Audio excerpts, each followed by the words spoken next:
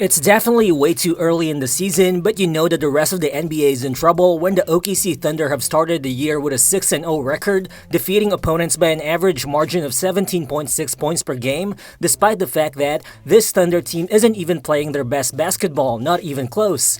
Looking at it, last season, the Thunder ranked first in the entire league in terms of three-point shooting, but so far, after 6 games, OKC has the 11th worst three-point shooting mark in the entire NBA. Last season, they finished with the third best field goal percentage in the entire league, but so far, they're shooting just 46% from the field, ranking 13th in the NBA. And overall, the Thunder have produced a 112.5 offensive rating, which ranks 14th in the entire league, far from their number 3 ranked offense last season. Now, the question is, despite them putting up those underwhelming offensive numbers, why is it that the Thunder have still looked so dominant in their wins? And why is it that they have the second best net rating in the entire NBA so far? Well, the answer lies in OKC's suffocating defense. Countless times in the offseason, it's been talked about how this new OKC roster has the potential to really put up historical defensive numbers, and so far, the Thunder have lived up to all the defensive hype, as they're currently allowing opponents to score just 95.1 points per 100 possessions, which is the best defensive mark in the entire league. That is almost 6 points better than what the second best defensive team right now, the Golden State Warriors, have produced. And overall, this current Thunder team is the only squad to put up an under 100 defensive rating in a season since the 2015 to 2016 San Antonio Spurs. Well, obviously, the defensive mark that OKC's put up might be unsustainable in the modern NBA with scoring at its peak. But then you gotta wonder, what if this OKC defense was actually built to defy the standards, and how scary would it be for the rest of the league when the Thunder starts converting their shots more efficiently, and when guys like Isaiah Hartenstein and big man Jalen Williams are finally healthy, when this team already has this kind of elite defense? So what's good everyone, it's Real Balls here, and in this video, let's talk about how the OKC Thunder are dominating games even without being the best version of themselves. Let's get to it.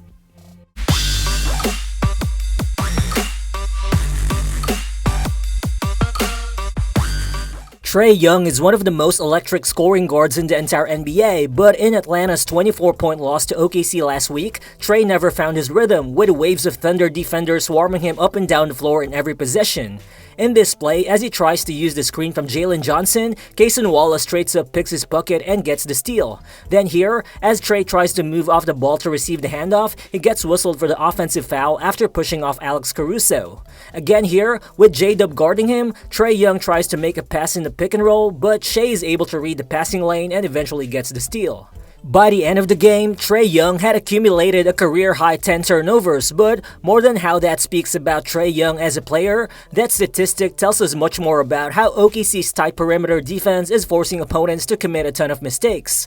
Well, last season, en route to them having the best record in the Western Conference, the Thunder forced opponents to commit a league-leading 15.5 turnover percentage. But so far this season, OKC has taken an even greater step forward, as they forced opponents to produce a huge 19.7 turnover percentage, which again leads the entire NBA. In other words, opponents are coughing up the ball practically once in every 5 possessions against OKC so far this season. And also, it's not as if OKC's opponents so far are particularly turnover-prone teams. For instance, the Chicago Bulls actually averaged the 3rd fewest turnovers per game last season, but they committed 26 turnovers against the Thunder last week.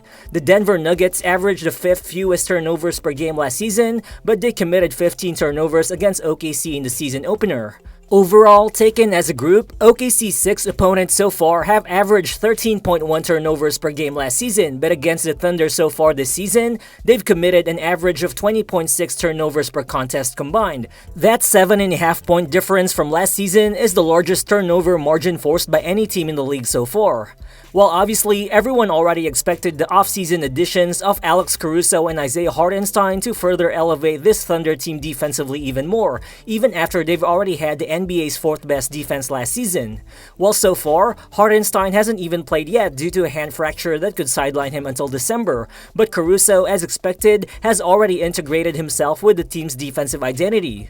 Well, sure, Caruso has scored just 16 points so far with the Thunder, but it's worth noting that OKC has been outscoring opponents by 29 points per 100 possessions when he is on the floor, which is the third highest point differential on the team. Well, it's a small sample size we're currently looking at, but the early returns basically just confirm what we already thought Caruso would bring to OKC. It makes sense that he would amplify what the Thunder already did well last season, which is forcing a ton of turnovers.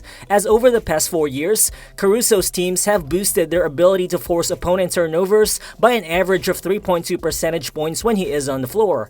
That places Caruso first in the entire league in that category over the past 4 seasons, putting him ahead of other top defenders like Gary Payton II, Jose Alvarado, Matisse Thybulle, and Jonathan Isaac in the top 5. And so far with the Thunder, Caruso already has collected a total of 11 steals, but even without necessarily getting a ton of steals, just the way Caruso stays active in the passing lanes while disrupting the flow of the opposing team's ball movement has been reflected in the league-leading 3.7 deflections per contest is currently averaging. In this play, you can see Caruso trying to deny Jamal Murray from getting the ball. Murray receives the pass with the intent of kicking it out to the open Julian Strawther, but Caruso's ball pressure forces Murray to just throw the ball out of bounds. Then in this possession, the Bulls get the steal off Aaron Wiggins' pass, but as Zach LaVine rushes in transition, Caruso is already ahead of him, cleanly slapping the ball out of his hands and preventing the easy fast break dunk. But obviously, Caruso is just part of the larger defensive system that OKC runs. This OKC roster currently has no soft spots or positions that opponents can take advantage of. This team obviously have 2 of the best lockdown perimeter guys in the league in Caruso and Lu Dort, but the rest of the team is also composed of lengthy players capable of switching and guarding multiple positions on any given possession. It is crazy that sometimes team superstar Shai Gilgeous-Alexander might look like the quote-unquote weakest defender in many Thunder 5-man lineups simply because Shai's liable to conserve his energy on the offensive end of the floor, and yet he has also led the entire league in total steals last season, and so far has already got 11 steals in 6 games. Having 5 solid to excellent switchable defenders on the floor at all times basically allows OKC to deploy practically anyone against the opposing team's best player, which makes their defense more unpredictable, and which eventually forces opponents to make mistakes with the ball. And when those mistakes happen, OKC capitalizes on their length and defensive instincts, which in turn has fueled the league-leading 13.3 steals per game they're averaging so far, as well as the 29.3 transition points per game they're putting up this season, which is the 4th best mark in the entire league.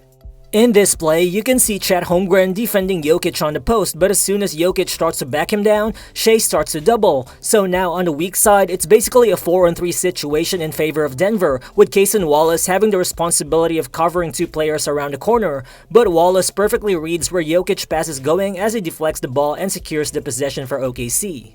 Then in this possession, you can see 6'3" AJ Mitchell trying to deny Victor Wembanyama on the low block. Just when Wemby thinks he's got position, as Sochan makes the entry pass, Ousmane Dieng immediately provides help, forcing Wemby to give the ball up, but then Caruso is waiting right at the passing lane as he swipes the ball out of Sochan, which leads to the steal. This time, you have Dort and Chet Holmgren defending the Zach LaVine and Vucevic pick and roll. The ball pressure from Dort forces the sloppy pass from LaVine, and from the weak side, Shai takes advantage of this by poking the ball out of Vucevic's hands as he gets the steal. Well, it just becomes much easier for guys like Caruso, SGA, or Cason Wallace to gamble and go after the ball in those kinds of plays, knowing that they have elite support behind them from fellow perimeter stoppers like J-Dub, Dort, and Wiggins who can rotate and recover, or from Chet Holmgren who provides elite rim protection, which they eventually would also get from Isaiah Hartenstein. Well, last season, Holmgren and Hartenstein allowed the 6th and 7th lowest opponent field goal percentage at the rim among all players who defended at least 250 shots from that area.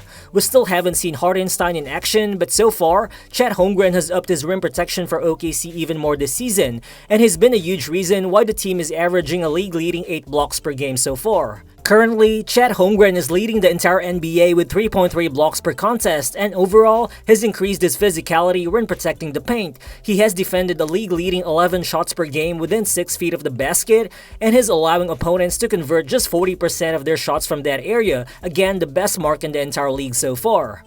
In this possession, you can see Chet guarding Jeremy Sochan. The screen from Chris Paul slows Chet down, but when Sochan uses a second screen from Wembanyama to throw a potential lob, you can see Chet just rushing to the rim, denying the alley-oop. Sochan recovers the ball, but again, Chet protects the rim and gets a second block in a row. Well, as it appears, compared to last season, the Thunder now have a roster that's well equipped to defend any kind of lineup, whether it be big or small. But the question is, can this OKC team really make a run at having the best defense that the NBA has ever seen? Well, looking at it, in the NBA's modern era, the 2004 San Antonio Spurs had produced the best defense relative to the league average in a season, as they've had a defensive rating that was 8.5 points below the league average. The 2008 Boston Celtics championship team was a close second, with a defense that was 8.2 points below the league average that season. But so far, in the early goings of the 2025 season, the OKC Thunder have produced a defense that is 20.7 points below the league average. That kind of huge difference has never been seen in the modern NBA. However, it's worth noting that since the 2020 season, the average defensive difference has just been 6.2 points below the league average. So there's a reason to believe that OKC might not be able to sustain their outlier defensive numbers. 6 games is also just a small portion of an 82-game season, and for sure, OKC's opponents won't continue shooting 26% from deep as a whole.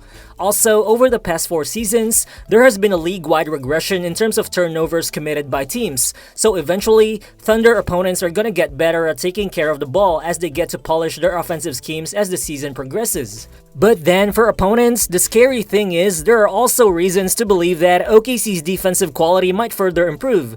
Isaiah Hartenstein has yet to play, but all of his past teams were significantly better on defense when he was on the floor. Plus, he should also fill a need for this OKC team that registered the second worst defensive rebounding rate in the entire NBA last season. Well, so far, Chet Holmgren looks like an improved rebounder while displaying more physicality on the glass. He even grabbed 16 boards against Chicago, but so far, OKC as a team still just ranks 19th in terms of defensive rebounding rate, which isn't surprising when there are minutes when they're still forced to play J-Dub at center with Hartenstein and J-Will still sidelined. But then again, this all goes back to the fact that so far, we still haven't seen the version of this Thunder team that's converting their shots efficiently. OKC is currently attempting 40.8 shots per game from behind the arc, which is a huge increase from the 34.2 3-point attempts per game they took last season. So I think there was always some natural regression to expect from their outside shooting, especially when 5 players from the team had career best 3-point shooting numbers last season.